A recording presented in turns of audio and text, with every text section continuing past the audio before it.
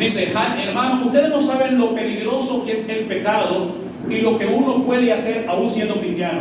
Yo digo, hermano, dice, a mi hermano era policía, paró a un hombre que cometió una infracción, y cuando le iba a multar, el hombre sacó su pistola y le pegó un tiro en la cabeza. En Estados Unidos, los vehículos andan cámaras, se grabó, agarraron a la persona y lo llevaron a la corte.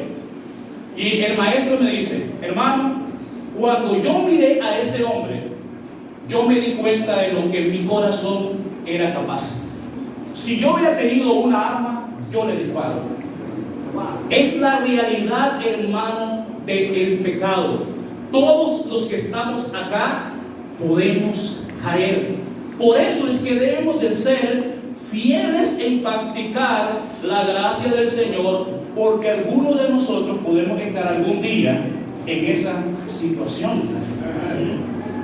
Lo siguiente que Pablo nos enseña es quién, qué y cómo se debería de aplicar esta gracia.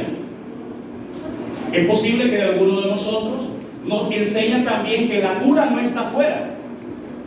¿Cómo podemos sanar el corazón de una persona que está caída? No está en el mundo, está en la iglesia. Porque dice: hermanos, vosotros restaurarle, está aquí. ¿Pero cómo? Miren que dicen los pasajes rápidamente. El versículo número 2 dice así: vosotros los espirituales, restauradle con espíritu de mansedumbre, considerándote a ti mismo, no sea que tú también seas tentado. Miren la primera cosa que nos dice: ¿quiénes deberían de hacer esto dentro de la iglesia? ¿Cualquiera? No. Dice que tienen que ser aquellos que andan caminando en el espíritu, los espirituales, aquellos hermanos que están conectados con el Señor, y por ese caminar con el Señor pueden aplicar gracia. Pueden aplicar gracia. Pero también nos dice el pasaje: restaurarle, tratar de volver al hermano a la belleza de Cristo, que vuelva a estar como estaba antes. Aquel hombre apasionado por el Señor, aquel hombre sirviendo, aquel hombre que amaba a Cristo, servir a la iglesia. Esa es la idea. Pero muchas veces en la iglesia, por lo menos yo lo he notado en Nicaragua, cuando una persona falla, ¿qué hacemos? Lo excluimos.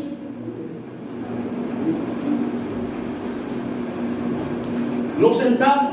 Claro, necesita disciplina, por supuesto, pero el trato que se le da no es un trato de gracia. No es de gracia. Y dice que debemos de buscar cómo restaurarle para que la imagen de Cristo vuelva a él. ¿Y cómo? Dice: con mansedumbre, con amor, con paciencia, con amabilidad. ¿Por qué? Porque dice: considerándote a ti mismo. La idea de considerar es poner un espejo. La idea de poner un espejo y tú te miras a ti mismo y tú debes de estar consciente de algo. Yo puedo ser como él. Yo puedo caer ahí. Yo puedo estar mañana en esa misma situación. Y yo quisiera que también a mí, si yo estuviese ahí, me trataran con amor, me extendieran gracia. Me extendieran gracia.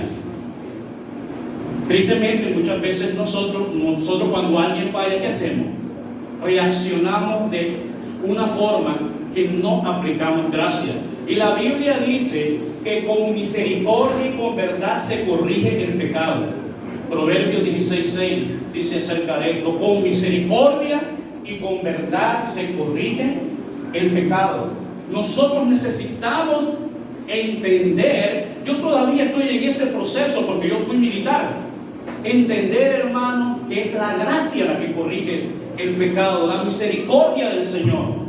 Miremos qué más dice el pasaje: vosotros que sois espirituales, restauradle con espíritu de mansedumbre, considerándote a sí mismo, no sea que tú también, seas tentado.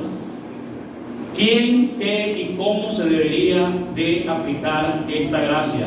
Miremos el último versículo, porque esta es una sección bien cortita y yo tengo la tendencia a hablar mucho. ¿Bien? Versículo número 3. Miren que dice el versículo número 3 de Gálatas. Dice: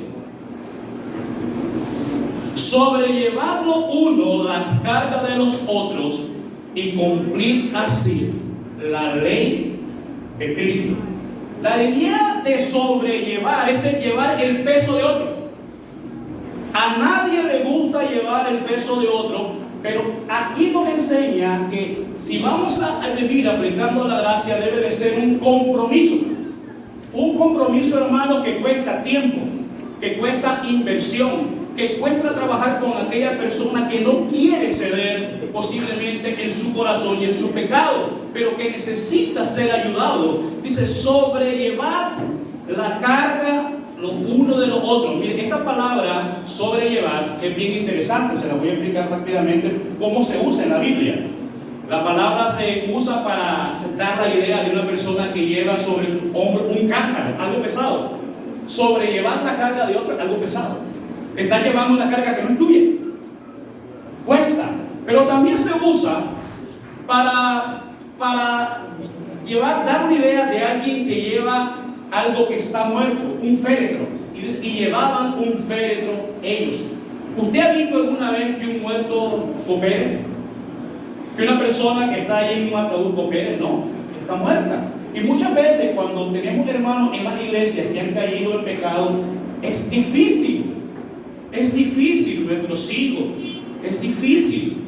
Pero la Biblia nos dice que como cristianos debemos de aplicar la gracia y debemos de sobrellevar esa carga, a veces pesada. También nos dice el pasaje, un ejemplo de Jesús, y él cargando su cruz llevaba este peso sobre sí.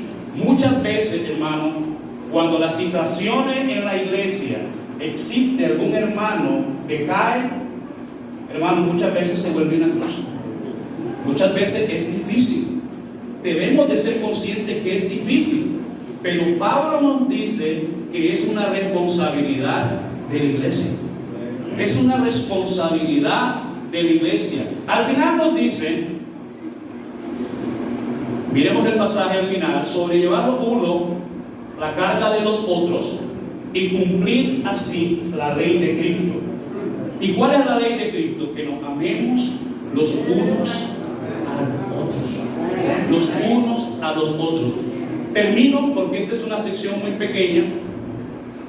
Yo fui militar, como les dije, y cuando estaba en el ejército yo noté esto, que cuando estábamos en entrenamiento o en misión, habían algunas personas que caían heridas, golpeadas, pero en el ejército nunca yo recuerdo que hayamos dejado a un herido en el campo, nunca. Tristemente, una vez leí en un libro esta frase, que la oigo y hasta yo mismo me miro en ella. La iglesia muchas veces es el único ejército en el mundo que no ayuda a sus heridos. Que no ayuda a sus heridos. Tal vez la única forma como la iglesia no debería de ceder es cuando este herido no quiere participar, cuando él no quiere ser ayudado.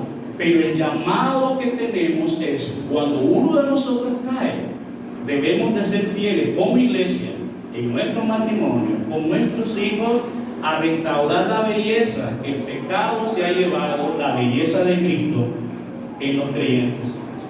Hermano, que el Señor nos ayude. Padre, te damos gracias en esta mañana, en esta pequeña reflexión de 20, 15 minutos.